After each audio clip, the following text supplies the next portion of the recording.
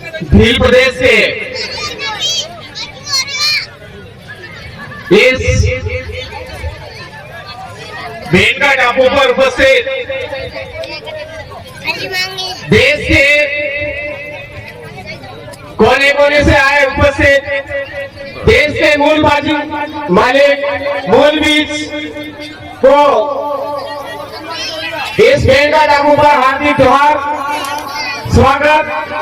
आपने समय निकाल करके यहाँ पर इस कार्यक्रम को सफल बनाने का प्रयास किया, इसके लिए आप सबका लाख लाख जोहार आभार। साथियों, यहाँ पर एक ही बात हमारी मुख्य मांग उठ करके आई कि 80% जमीन भेंटघाट टापू की जो जमीन है वो आदिवासियों के नाम पर होनी चाहिए।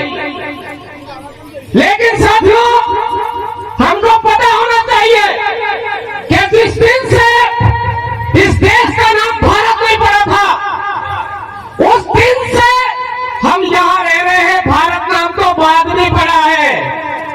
जब देश का नाम ही भारत बाद में पड़ा है, तो देश के मूल बीज को जमीन मांगने की जरूरत कैसे पड़ने लग गई, ये सोचने का विषय मेरे साथियों। यहाँ पर ये जो भेंटघाट टापू है, आज कहां पर साफ सफाई दिख रही है, ये ढोंग धतूरे लगा करके बैठे हुए लोग हैं। इनके बारे में हमको पता निकालना चाहिए कि यहाँ पर मावजी भील की जो कदम है वो पहले पड़े हैं या ढोंग धतूरों के।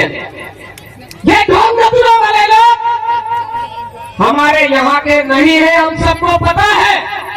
उसके बावजूद हम लोग डूंगर बरंडा को भूल गए, उसके बावजूद नरुआ नैना को भूल गए, उसके बावजूद हम भाषा चरपोटा को भूल गए।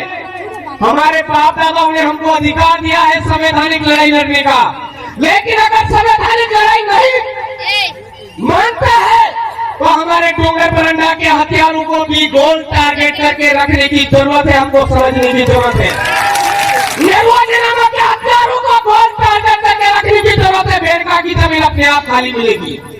भाषा चरपोटा के हथियारों को भी गोल घेरा बना करके रखने की जरूरत है।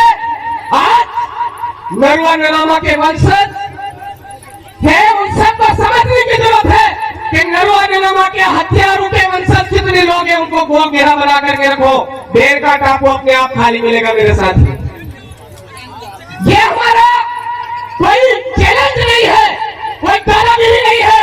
ये हमारे बाप दादाओं की जमीन है, हमारे पुरखों की जमीन है।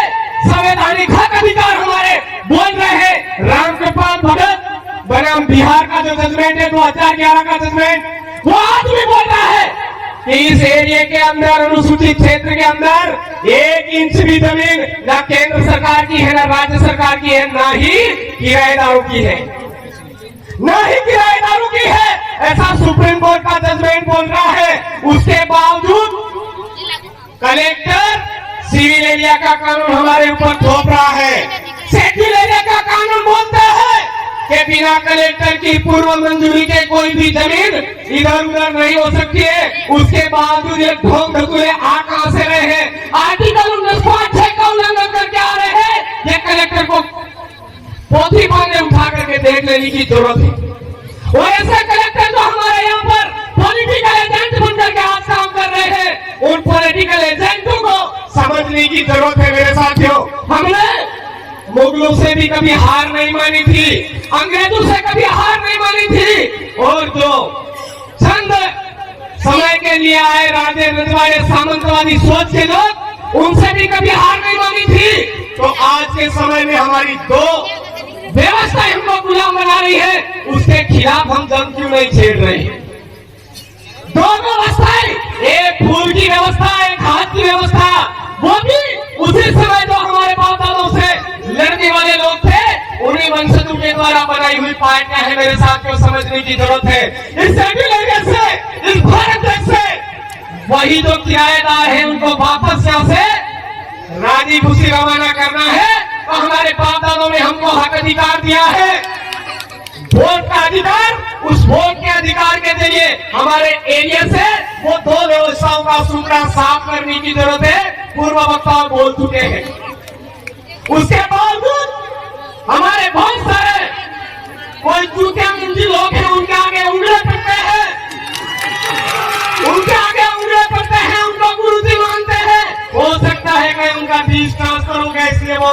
जाओगे, टेंशन नहीं हो सकता है, लेकिन हम लोग सबको जरूरत है, आज समझने की जरूरत है। मैं केवल इस पेन का टापू की बात नहीं कर रहा हूँ, अभी हमारा गौतम वापसी भी बाकी है, वहां पर भी हमारा कब्जा किसी और ने कर रखा है, उसको भी आजाद करवाने की जरूरत है। फिर से मानगढ़ पर एक जो किराएदार है वो कल परसों आकर के हमको लुभावने, लालच वाले लुभावने भाषणों के जरिए हमको लुभाने की कोशिश कर रहा है।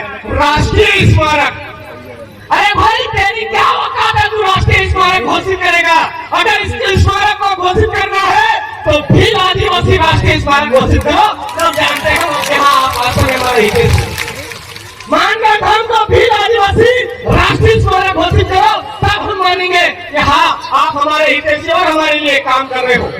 साथियों, आप सबने यहाँ पर समय दिया, हम सबको हमारा हर घंटा आखिरी घंटा मान करके जिस तरह से हमारे पूर्वज काम करते थे, रात दिन एक करके हमारी एकता के लिए काम करते थे और अंग्रेजों को इस देश से बाहर निकाला, मुगलों को इस देश से बाहर निकाला, राजा रजवाड़ी व्यवस्था को बाहर निकाला। इसी तरह से ये जो फूल और हाथ वाली व्यवस्था है, इसको बाहर खिलाने के लिए हमारा हर घंटा अंतिम घंटा मान करके काम करे, ये मैं आपको संदेश देना चाहता हूँ। और आने वाले समय में जो यही तरह से मावजी भील ने बोला था, आज वो बनारस जबरदस्ती ब्राह्मण, लेकिन मावजी भील है, ये हम सबको समझने की जरूरत है। उन्होंने बोला था डोरी डोरी दीवा पड़ेगा, वाइने बात खाएगा, पानी वेसाएगा, बलदाम पान उतरेगा, एवं टाइम पे काया तुम्हारो राज आएगा। आ गया है राज, हमको गुजरात, महाराष्ट्र, मध्य प्रदेश और राजस्थान मिला करके भील प्रदेश बनाने की जरूरत है। आप सबको जय जोहर, जय आदिवासी, जय भील प्रदेश, आप सबकी जय। बहुत बहुत धन्यवाद दादा, आपने बहुत ही ओजस्वी बात अपने रखी, समाज को जगाने के लिए आपने बात रखी। पहले भी सामाजिक कार्यकर्ता हमारे देश